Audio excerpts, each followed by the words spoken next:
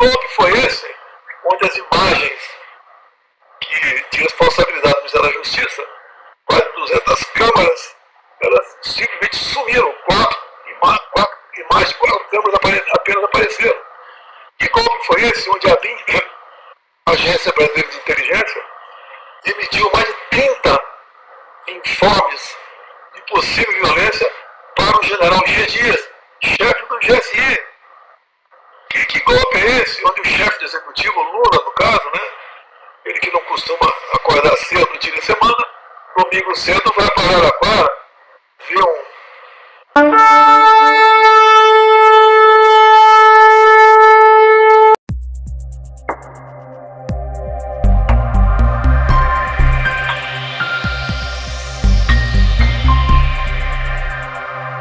O SBT Brasil está de volta agora com exclusividade para uma entrevista com o ex-presidente Jair Bolsonaro, que permanece internado na UTI do Hospital DF Star em Brasília. Presidente, muito boa noite, muito obrigado pelo seu tempo, por conceder essa entrevista ao SBT Brasil. Muito obrigado mesmo. Obrigado pela oportunidade, César. Eu estou há praticamente 10 dias baixado aqui em Brasília e, de forma discreta, a gente consegue acompanhar alguma coisa. A gente não pode deixar criar corpo certas narrativas, porque eu estou enfrentando um julgamento completamente político e não técnico. Então, o esclarecimento junto à opinião pública se faz muito importante nesse momento. Nós já vamos falar desse assunto, presidente, mas a primeira pergunta que eu quero fazer para o senhor é a seguinte. O senhor passou pela 6ª cirurgia desde o atentado nas eleições presidenciais de 2018. Essa última foi, inclusive, considerada a mais emblemática de todas, tanto que o senhor teve que ser socorrido às pressas no Rio Grande do Norte. Qual é o real estado de saúde que o senhor apresenta nesse momento, presidente? Eu estava no Rio Grande do Norte com o senador Rogério Marinho e, após o primeiro evento, comecei a passar mal. Bem, rapidamente o pessoal me levou para um hospital público, lá em Rio Grande do Norte, o hospital de Santa Cruz, e fui muito bem atendido, depois deslocado para o hospital Rio Grande, e depois de avião UTI para Brasília.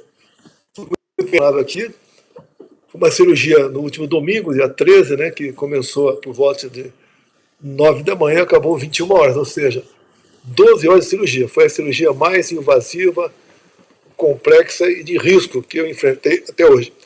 E essas questões eu vou ter que aprender a conviver com ela. Não tem como eu falar que um dia eu vou chegar à normalidade. Os médicos mesmo aqui dizem, até pela minha idade, né, que eu terei muitos problemas pela frente ainda, mas eu peço a Deus para viver apenas mais 10 anos, estou satisfeito. Agora, o senhor tem saúde, ânimo para seguir como líder da oposição? Olha, quer queira ou quer não, né? Quem sempre é oposição, eu sou o maior líder da direita na América do Sul, quem sabe pelo tamanho do Brasil e pela população também mundial. Logicamente, eu sempre deixo um espaço reservado àquela pessoa que eu devo muito gratidão a ela, que é o Donald Trump, que foi eleito nos Estados Unidos. O que é a direita no Brasil? A direita aprendeu o que é política, aprendeu o que é família, o que nós temos que defender, a propriedade privada, o legítimo direito à defesa, tudo aquilo que é básico numa sociedade. Até o pessoal de esquerda reservadamente concorda com isso. Então essa liderança da direita veio para ficar no Brasil. E o mundo todo está marchando para a direita. E quando o mundo não consegue marchar para a direita, como você vê que aconteceu na França com Marine Le Pen, e outros países do mundo também, você vê que eles usam o que é conhecido no mundo todo como lawfare, ou seja, o ativismo judicial, para afastar por via judicial os nomes da direita que possam fazer frente à esquerda. Eu estou nesse contexto. É uma batalha difícil, estou inelegível porque me reuni com embaixadores e, por outro momento, eu subi num carro de som do pastor Silas Malafaia e fui acusado, então, de abuso de poder econômico. Um absurdo dos absurdos. E eu tenho dito, eleições em 26, sem a presença de Jair Bolsonaro, é uma negação à democracia. Agora, essa próxima pergunta eu faço porque há uma verdadeira batalha no Congresso e também no Judiciário acerca da anistia do 8 de janeiro. O senhor se vê como beneficiário desse caso ou não? O projeto apresentado inicialmente, no ano passado, falava-se apenas no 8 de janeiro. E jamais eu esperava ser incluído no processo de 8 de janeiro, porque afinal de contas, acho que todo mundo sabe, nesse dia eu estava nos Estados Unidos. E um dos crimes que eu respondo é deterioração de patrimônio tombado. Pô, como é que eu quebrei algo em Brasília se eu estava nos Estados Unidos? Não tem cabimento. Mas a única forma de me colocar dentro de uma tentativa violenta, segundo eles, de mudança do Estado Democrático de Direito é, de uma maneira ou de outra, ter participado do 8 de janeiro. Não tem qualquer ligação minha com quem quer que seja no Brasil, desde pouco antes de 30 de janeiro de 22, até o ocorrido no dia 8 de fevereiro. E eu então não estava, eu acabei entrando agora sem querer nesse processo.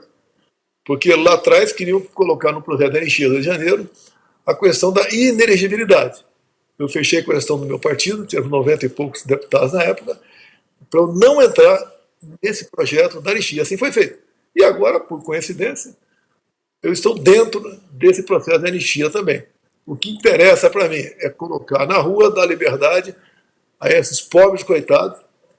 Dezenas deles estão presos apenas até 17 anos de cadeia, outros que estão foragidos pelo mundo e outros que estão aguardando julgamento pelo Brasil. Portanto, é lamentável. E tem um fato que realmente é de cortar o coração, com uma senhora de Ji-Paraná, Rondônia, mãe de 6 filhos. O mais velho tem 10 anos e o mais novo 10 meses. E o marido condenado a 14 anos de cadeia porque trouxe um frete para Brasília naquele fatídico domingo.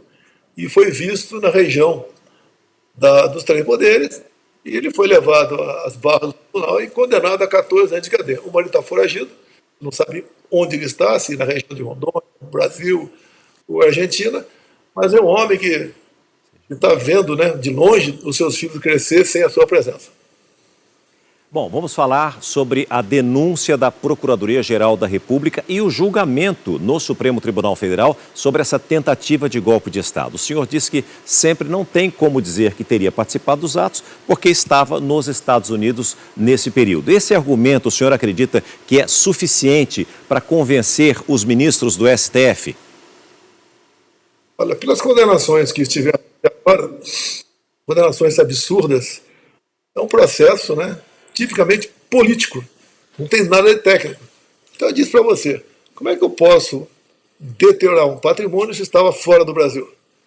A outra questão também é dano qualificado contra o patrimônio da União, ou seja, é a mesma coisa, uma repetição.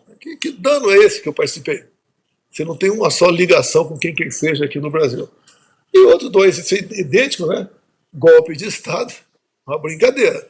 Golpe de Estado sem liderança, sem tropa, sem armas, num domingo, e sem o respectivo presidente para você destituí-lo naquele momento. Então não tem cabimento esse tipo de acusação contra mim ou contra quem quer que seja que estão nesse processo.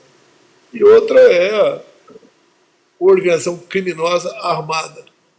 Você vai nas polícias legislativas da Câmara e do Senado e pergunte se alguma arma de fogo ou arma branca foi apreendida no 8 de janeiro com aquelas 1.000 e poucas pessoas.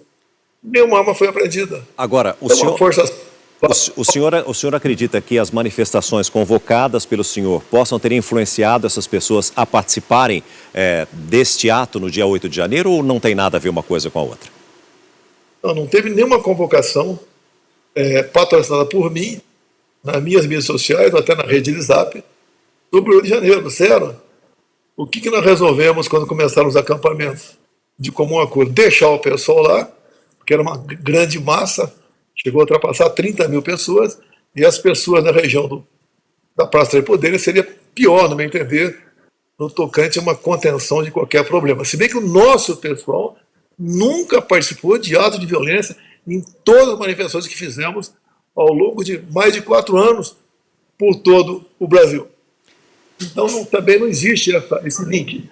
Eles estão há 2 anos e pouco investigando o Rio de Janeiro e não chegaram a conclusão nenhuma, a não ser absurdos, arbitrariedades nessas condenações que não tem qualquer prova material disso. Mais ainda, eu digo que, já que eu sou tão criminoso assim, porque não seguiu o devido processo legal. E essas pessoas estão sendo presas também, na véspera do último movimento aí em São Paulo, ficou conhecido, eu resolvi testar o meu inglês, né?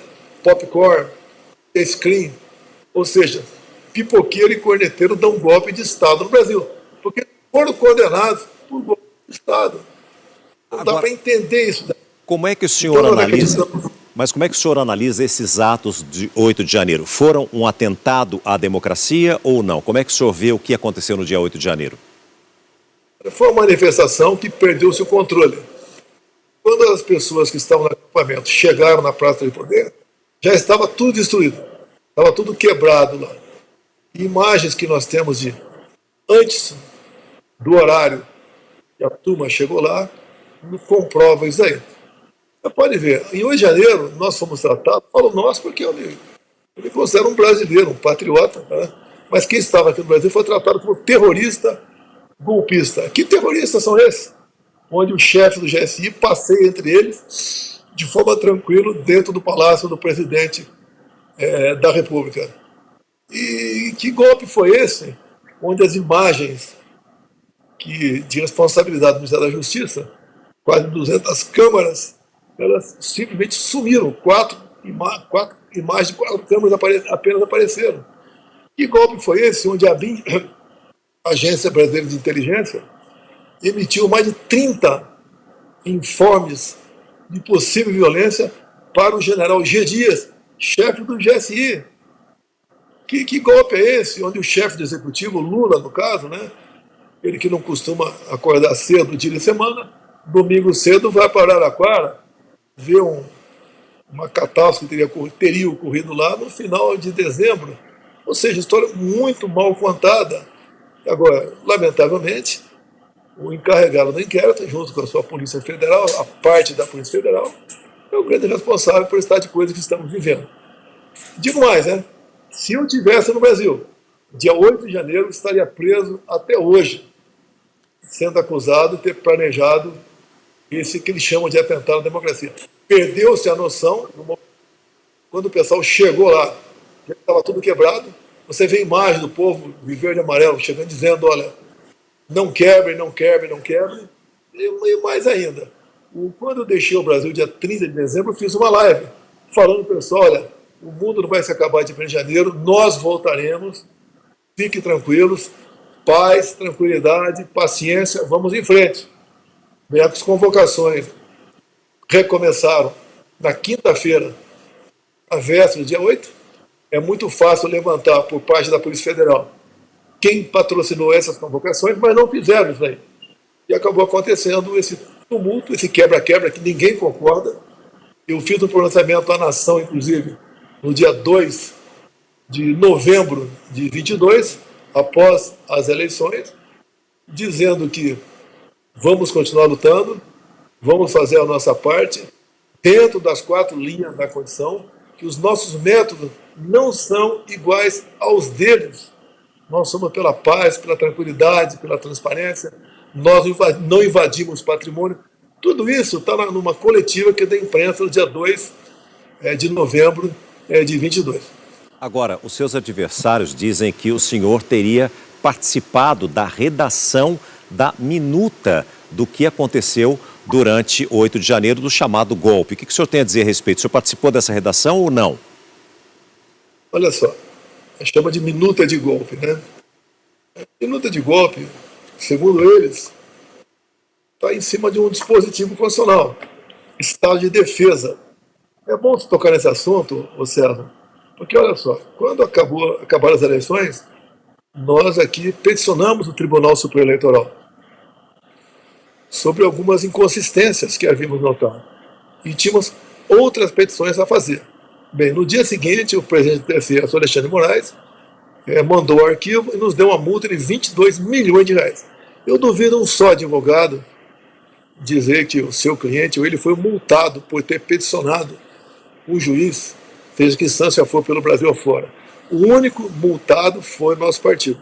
Então, quando nós recebemos isso, uma multa de 22 milhões de reais, porque teríamos duvidado da apuração das eleições, segundo o Alexandre de Moraes, nós não poderíamos recorrer dessa decisão dele. Se viesse a recorrer, essa multa poderia passar para 200 milhões, ou até mesmo ter o registro do partido cassado. Quando então, reuni com algumas pessoas e começamos a conversar. Outra forma de questionar aquilo que nós tínhamos a convicção de estarmos certos, dentro das 4 linhas da Constituição. E daí apareceu a história da minuta de golpe, né, que foi encontrado esse papel na casa do ministro Anderson Torres, chamado Estado de Defesa. O Estado de Defesa está previsto na Constituição. Quando encontraram esse documento, esse papel na casa do ministro Anderson Torres, da Justiça, esse mesmo papel já rodava há semana. E esse papel, tá aqui a tal da minuta de golpe, ele começa dizendo que mas, presidente, fica decretado... Presidente, eu preciso... Rapidinho, Tá bom. a defesa. Então, olha só, o Estado de Defesa não começa com decreto presidencial. O Estado de Defesa começa com a convocação por parte do presidente dos Conselhos da República da Defesa, que não foram convocados. São 24 pessoas que não foram convocadas. Então, não existiu nem cogitação do Estado de Defesa. Portanto, o senhor não participou da redação da minuta do que está aí, é isso? Não existe minuta de golpe. Discutir, conversar, isso aqui, não é proibido você discutir qualquer disposição, não. Agora, isso que está aqui, zero. Agora, dizem que tem outra minuta de golpe, mas, como a Polícia Federal nos nega informações, nós não temos como resolver por aquilo que está sequer comprovado a participação, não. Mas o senhor chegou a participar de uma discussão, pelo menos com relação a isso, ou não? Nós conversamos dispositivos constitucionais. Presidente, a gente teve um probleminha na conexão, cortou um pouquinho. O senhor estava se referindo a quem, por favor? O autor desse plano conhecido como Punhal Verde e Amarelo é um general da reserva. Foi encontrado um laptop na casa dele numa busca e apreensão. Bem, o que naturalmente teria que ser feito? De imediato tomar o depoimento dele, até para evitar que ele apresentasse uma possível versão fantasiosa. Então, quem tem que falar sobre o Punhal Verde e Amarelo é o general da reserva, onde foi encontrado na casa dele esse plano aí, que segundo Alexandre de Moraes, segundo a Polícia Federal, era um plano para executar 3 autoridades. E apesar do nome das autoridades não constar do plano, você pode subentender que seria aí o vice e o presidente da República, o outro nome talvez o Alexandre, mas quem tem que responder sobre isso é a pessoa que fez aquilo. Você não pode fazer uma pesca probatória, fish expedition, em 50 pessoas que estão do meu lado, e tudo foi encontrado nas mídias dessas pessoas, eu ser responsabilizado. Não tem cabimento isso aí. E qual é a sua opinião a respeito desse plano? Eu não tenho que falar sobre esse plano até que no computador de quem foi encontrado diga alguma coisa. Eu não posso ficar aí divagando, né? O que eu acho, o que eu não acho disso aí. Da minha parte, isso nunca passou pela minha frente. Nunca tomei conhecimento disso aí. Fiquei com esse conhecimento com o vazamento da PF junto à imprensa brasileira. E eu entendo, talvez, que o general da reserva não foi tomado depoimento dele, para que continue a narrativa que queriam assassinar 3 autoridades, entre elas aí o atual presidente e o vice. Agora, a leitura que se faz no meio político, no campo da direita, é que a manutenção da sua candidatura, mesmo que ainda inelegível, sufoca outros possíveis nomes. Em qual momento o senhor declararia apoio a um dos candidatos cogitados pela direita, ou o senhor não cogita nenhum nome e o senhor é que vai ser o candidato mesmo em 2026 e vai conseguir romper o fato de ainda estar inelegível? Olha, eu respondo pelo meu partido, o Partido Liberal. Conforme tratativas com o seu presidente, Valdemar da Costa Neto, eu vou dar um norte das eleições do ano que vem. Eu quero que alguém diga se é justa a minha inelegibilidade. Ao me reunir com embaixadores, transformei num criminoso. Mas essa política de reunir com embaixadores é privativa do presidente da República. E a outra inelegibilidade, porque eu subi num carro de som do Ciro Malafaia, acusado de abuso de poder econômico. Não gastei um centavo, o carro não era meu. Então não justifica isso aí. Então, na verdade, eu me tornei elegível por qualquer outro motivo. Agora, eu vou lutar até o último momento, que eu repito, eleições, ser o maior líder da oposição no ano que vem, é uma negação à democracia no Brasil. Em qualquer pesquisa pelo Brasil, eu ganho do Lula uma margem bastante larga, né? Apesar de não confiar muito em pesquisa, mas as pesquisas nunca tiveram a meu favor. Se estão um pouco ao meu favor agora, será que estão muito na frente dele. Pelo que eu entendi do que nós conversamos até agora, o senhor diz sempre na sua narrativa que existe uma perseguição contra o senhor, que existe um complô contra a sua pessoa. Mesmo assim, o senhor acha que vai conseguir estar elegível em 2026? Você acha justo alguém ser processado por importunação de baleia? Alguém ser processado por falsificação de cartão de vacina? Na palavra de uma pessoa apenas, tanto é que a Polícia Federal arquivou esses 2 inquéritos há pouco tempo. Você acha justo, por ocasião das eleições, eu não poder mostrar a imagem do 7 de setembro? Não mostrar a imagem do Lula defendendo o aborto no Brasil? Do Lula defendendo roubo de celular para se tomar uma cervejinha? Você acha justo o TSE criar uma resolução nos 6 meses que antecedem as eleições para prejudicar um candidato? E o TSE fez isso.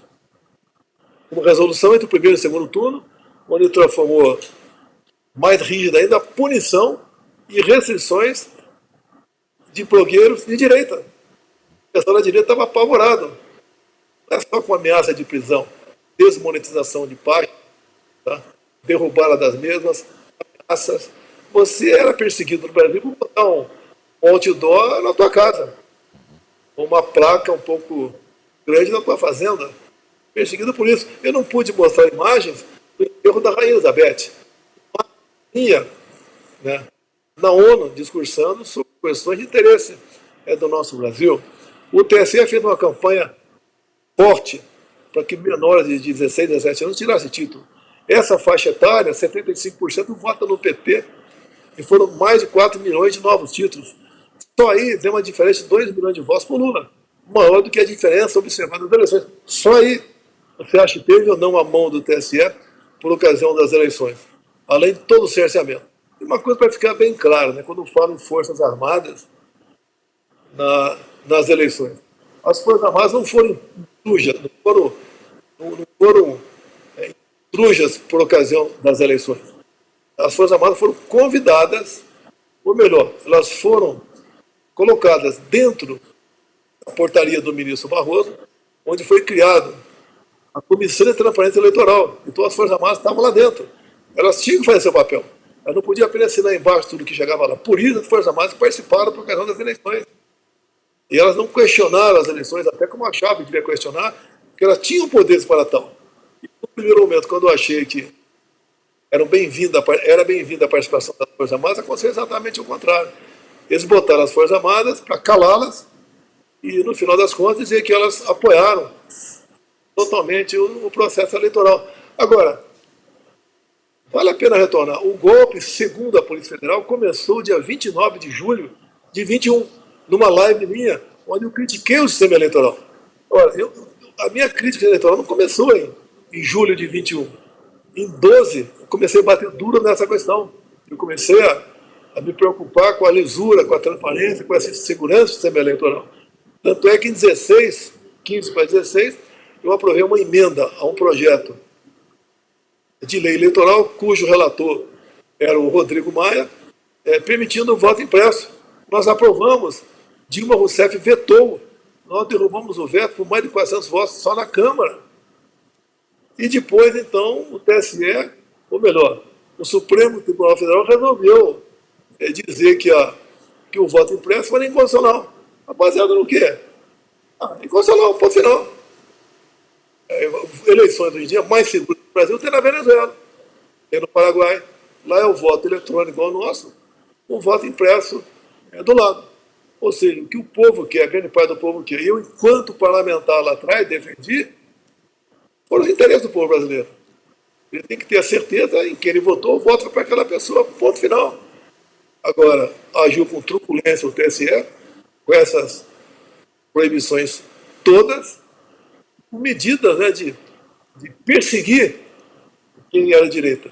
Aquele episódio dos empresários golpistas, entre eles estava lá o Luciano Hang, o objetivo de ir para cima do Luciano, que ele tinha uma página muito ativa, né, com 10 milhões de seguidores, foi tirar o Luciano Hang de combate, estava do meu lado, e também intimidar os demais empresários a não defender Jair Bolsonaro, ficar no mínimo neutro por ocasião das eleições, para facilitar a eleição do Lula. Agora, se é para falar em golpe, meu Deus do céu, golpe deu quem tirou o Lula da cadeia, quem tornou ele elegível e quem facilitou a vida dele por ocasião das eleições.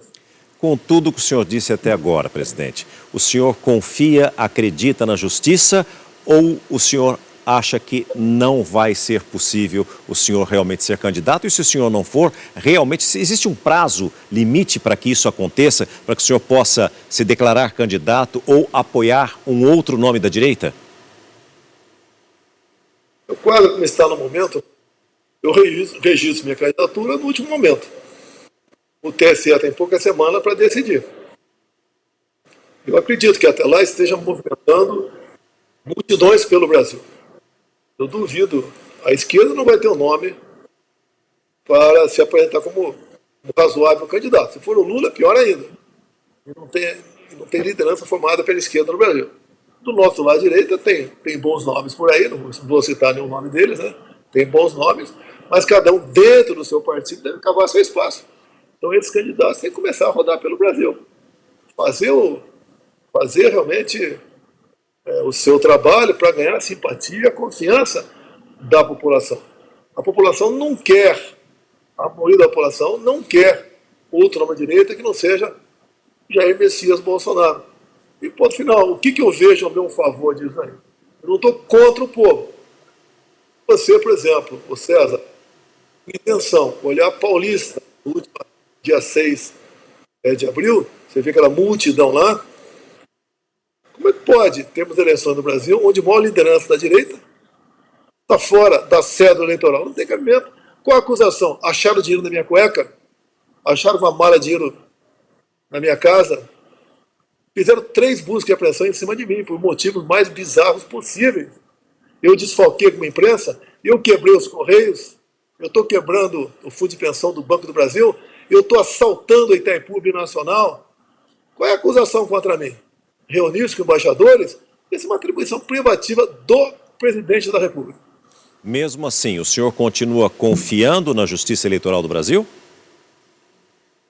Olha, a Justiça Eleitoral, ela muda muito rapidamente o seu perfil. Que lá são mandatos passageiros, né? Que muda muito rapidamente. Durante a minha campanha, não existia 2 votos isentos lá dentro e 5 do outro lado. E lá tudo era proibido para comigo. Imaginou, César, se eu tivesse poder de investigar, eu ia abrir um inquérito agora, como o Alexandre de Moraes faz, né? Ia convocar o ministro Benedito e perguntar para ele, antes, obviamente, pegar o telefone dele, né? E dos seus assessores. O que é missão dada e missão cumprida? Pegar o senhor Alexandre de Moraes e perguntar para ele, né? Da mesma forma como ele me tratou. O que é isso aqui? O que é isso aqui? E se fosse alguém do meu lado, seria assassinar alguém.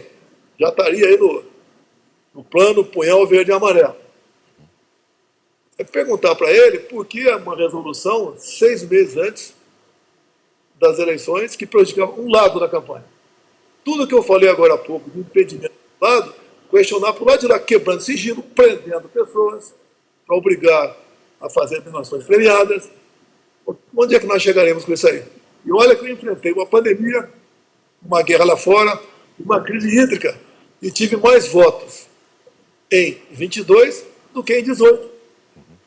Agora, um fato muito importante, não vou falar todo ele, porque eu estaria morrendo em crime, né?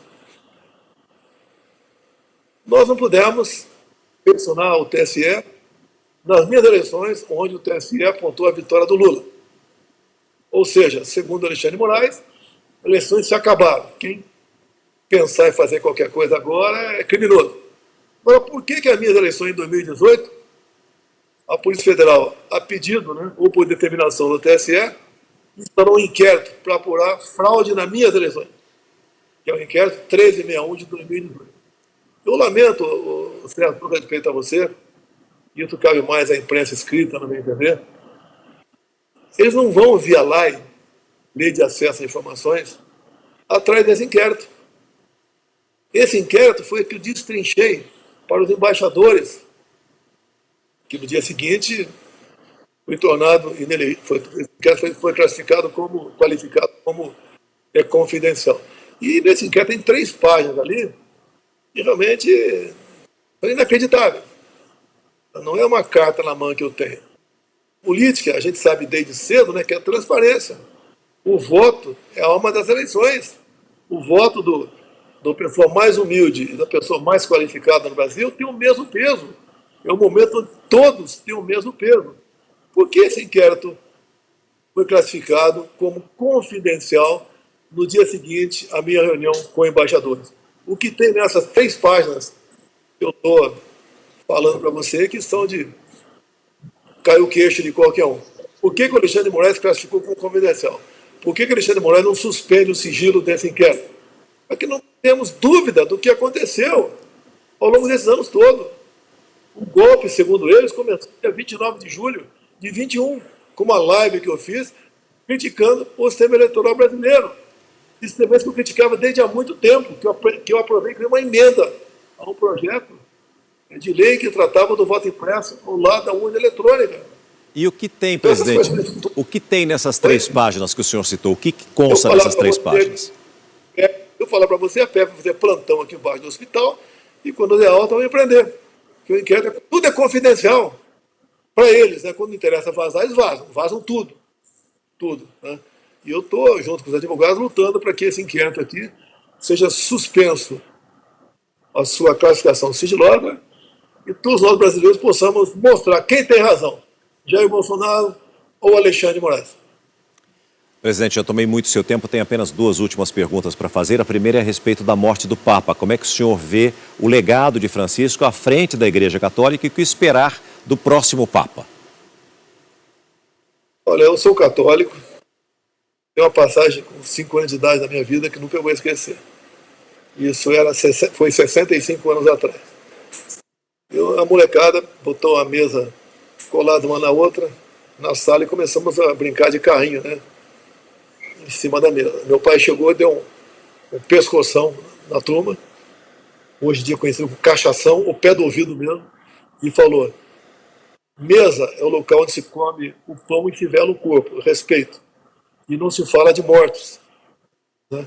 Eu fiz a minha nota hoje, sou católico, tenho a minha convicção, a minha esposa é evangélica, não temos nenhum problema na questão de fé. Eu lamento a morte, como lamento a morte de qualquer pessoa qualquer pessoa não, né? Grande parte das pessoas pelo Brasil afora. Mas é um momento lamentável. Quero, obviamente, que a fumaça branca apareça novamente o mais rápido possível no Vaticano. E para a gente encerrar, presidente, o senhor continua sem previsão de alta ou os médicos já adiantaram para o senhor quando é que o senhor vai poder voltar para casa? Olha, a forma como eu cheguei aqui, eu estou muito bem, graças a Deus. Já agradeci os médicos lá de Rio Grande, Santa Cruz, aqui da DFSTAR, do Einstein, como eu estive lá, da Santa Casa de Juiz de Fora, foi o primeiro atendimento que eu tive em 2018. E eu sim fui um presidente que sofreu um atentado. Não esses outros que ficam falando aí que eu trabalhei de papelzinho aqui, papelzinho ali. Essa aqui é uma figura, né? Dessa pra gente conversar sobre essa figura aqui, é a figura do caso Adélio. É outra história bacana para se falar aí.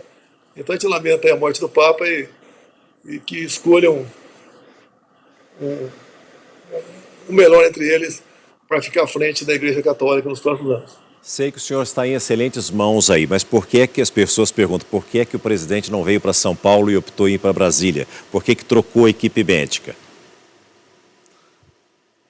Eu não quero me eximir de responsabilidade, né? Eu já troquei de equipe médica algumas vezes, como eu troca de advogado ao longo da minha vida toda, é questão de oportunidade.